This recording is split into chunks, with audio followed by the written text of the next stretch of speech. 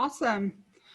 Well, welcome everybody who's joining us live right now for our business series with the Chamber. We are focusing on business culture today, and with us we have David Rowley. He is with Rowley and Associates, right? Did I get that right? His business is helping companies grow through customer retention through a program, from what I saw was Net Promoter Score. So today he'll be talking to us about how to know what our business culture is and why we should know about it. So I'm going to turn it over to him and let him go to town. Thanks, Randy. I appreciate it. I want this to be interactive today, so please feel free to pipe up, ask questions, stop me. If you have anything going on, if you want to know more, we can talk about that more. But I do want you to know, just whenever you have a question, just ask. So if you were to go out right now and ask 100 people, what is culture? You'll probably get close to 100 answers. You may have some overlap, but every one of them is going to be just a little bit different. This is something that I've been working on now for a number of years, especially in the businesses that I've worked with. And the one thing I've really found as I go through this is, even when you don't believe you have culture in your company, you do have a culture. And if you don't know exactly the one you've got, it's probably not the one you want.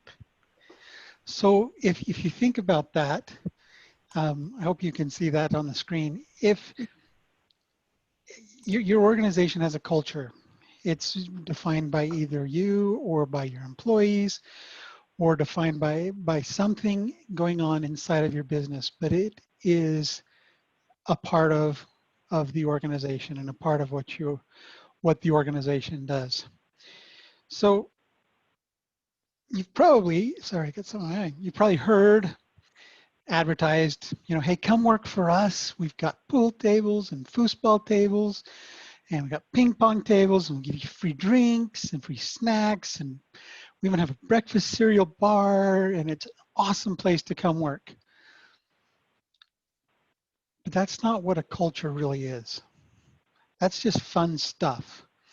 Those things are items that make working and spending your time there nice, but doesn't necessarily define what the culture of your organization is.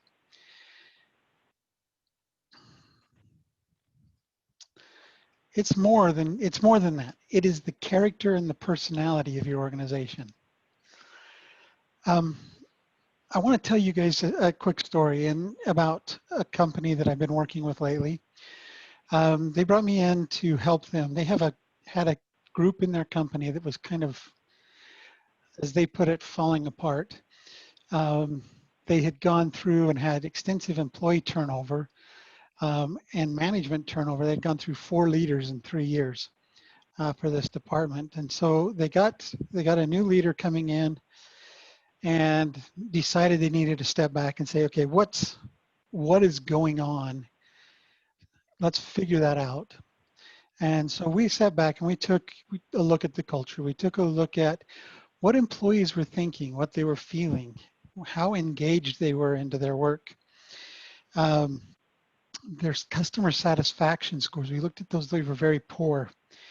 And so we set up a meeting and we started listening to those employees. We started talking with them about what were they seeing, what were they feeling. And I was meeting with them again today. It's been about 4 months that we've been working with them. And this vice president said, you know what?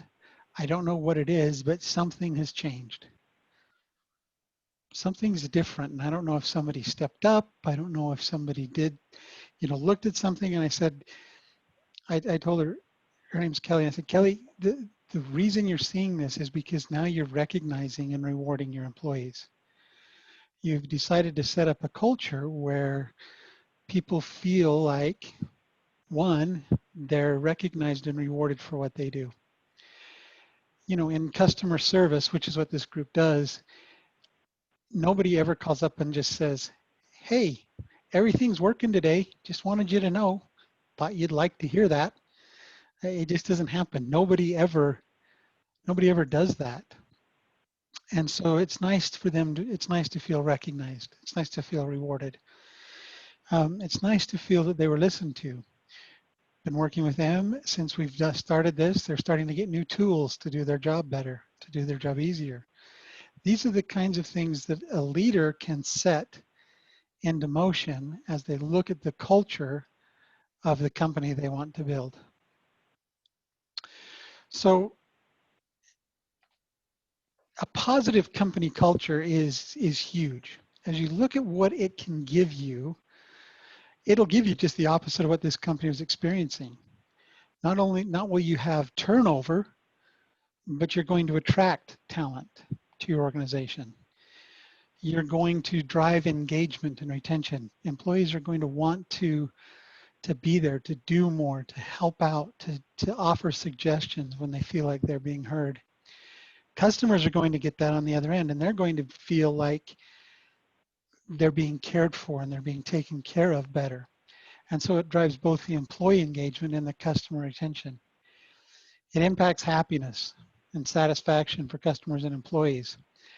I was writing a blog article the other day, and the spirit, I said something to the effect of the spirits of hundreds of thousands or millions of employees die at the front door of their office every day. And that's not what you want. You want to make sure that you have a happy and a fun culture, but a culture where work gets done, where people are taken care of, and you're able to help your employees and your customers in the most effective way possible. Culture also affects performance. This group was having very, very poor scores. Their times to, if you're familiar at all with support, the average time to resolve a call was way high.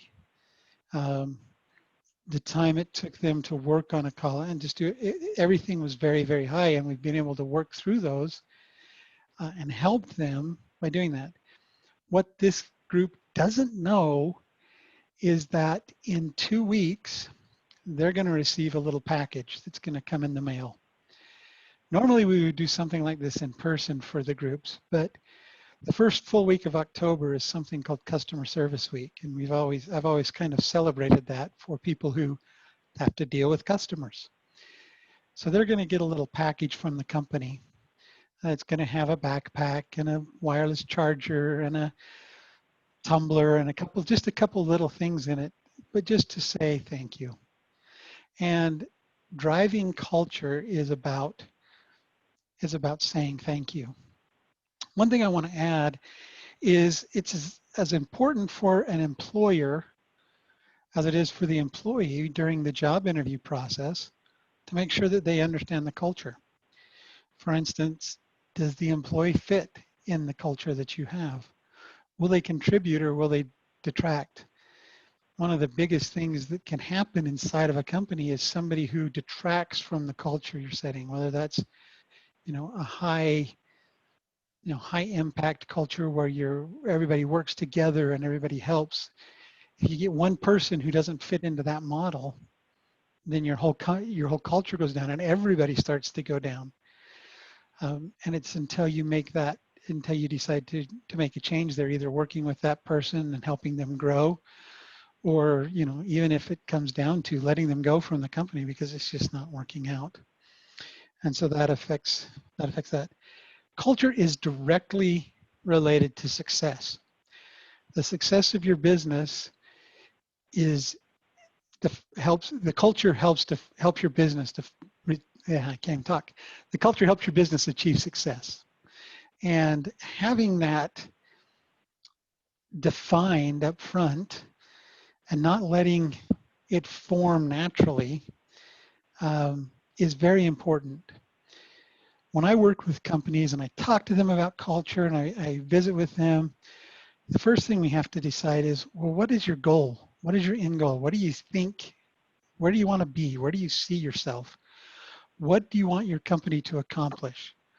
And then we work backwards from there and say, okay, what's going to get us there? Is it free drinks? Probably not.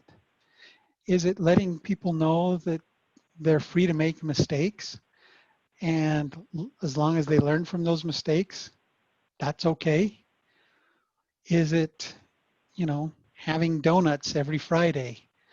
Or is it having donuts every Friday and bringing people in to a group meeting and asking them questions, listening to them, and then acting on that feedback? There's a big difference, and you see how your culture can influence the success of your company. So one of the things that I've done, and I wanted to share this with the members of the chamber, and so I've got it set right now. If you take a picture of this QR code, it'll take you to a link that you can actually complete a survey. And this survey will give you an assessment of some of the things that your culture could be right now. One of the questions that we ask are, are employees at ease with each other, regardless of title and position? If the CEO comes around, do people all of a sudden get all tight and worried about losing their jobs if they say the wrong thing? Do you have goals and values, and do you make decisions based on those goals and values? A lot of companies I've seen have these nice goals, have these nice value statements posted on the wall, but when they come to make a decision, they make a different decision that doesn't align with their goals and objectives. Employees notice that and don't want to be a part of that. Does work get shared fairly and equitably? One thing I've noticed is when somebody does a really good job, they're rewarded with more work instead of using that to be shared across the teams and doing that. And then do you hold everybody accountable for completing their work? Well, I just didn't get to it this time. Is the answer that's okay? Or is the answer, no, you made a commitment. Here's what's going to happen because of that. Do employees have autonomy? Are there silos and boundaries that have been eliminated inside of the organization? In large corporations, this is huge. Groups operate in their own silo and they don't really talk to each other. They don't work with each other. They don't go back and forth and communicate and collaborate with each other. Can you correct processes that are causing issues? One company I worked with, they made it so hard to pay them that they were not collecting the money that they should. It became almost impossible to get the information needed to send them a check or a payment on credit card or something like that. And so we had to work through those things to help them understand that their culture was limiting how their customers could interact with them. Do we do things because that's the way we've always done them? I've heard that lots of times, and I'm sure you have. I know growing up, it was always when I'd say, well, why are we doing that, Mom? Just because. And that was the answer we get. That's not really an answer that companies can give when they have with their cultures. Do we agree to disagree if we need to? Are comments and constructive criticism welcome? Or do people take offense when those are offered and given?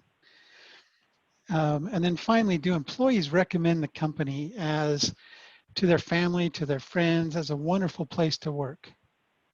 And that's an important question, because then you know that you have employees who are engaged with the company. You have employees that are looking to help the company. They're willing to dedicate the time. They're willing to dedicate effort. They're willing to come up with ideas. They're willing to work to implement those ideas as they go forward. So just a few things. If you go through this, you'll see that you'll get a score. The score will actually pop up on your screen. It'll tell you out of 140 what you got. And then it'll tell you a little bit about that, whether your culture needs work, whether you don't have a defined culture yet, whether you might need to do some fine tuning to your culture, or whether things are going good and you can keep up what you're working on. And so Heather, this is available now for everybody to use, and they can just take a picture of that and take that survey um, and see where they're at. So I just wanted to let people know that and let them use that if they need it. David, will this be available after this is over for a while so that people watching on YouTube can use it? It'll be available forever. I'm not going to take this one down. Okay, great. Thank you. Awesome. Well, does anyone have any questions for David?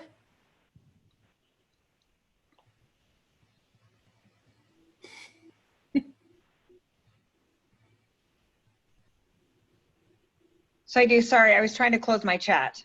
You're okay. I was trying to type chat and then you asked if we could ask questions. So, so David, is there like a common thing that you see, or I guess when it comes to culture mistakes where you see is quite common for a lot of businesses, and maybe some little landmines that we could maybe sidestep that you see is most common in most businesses?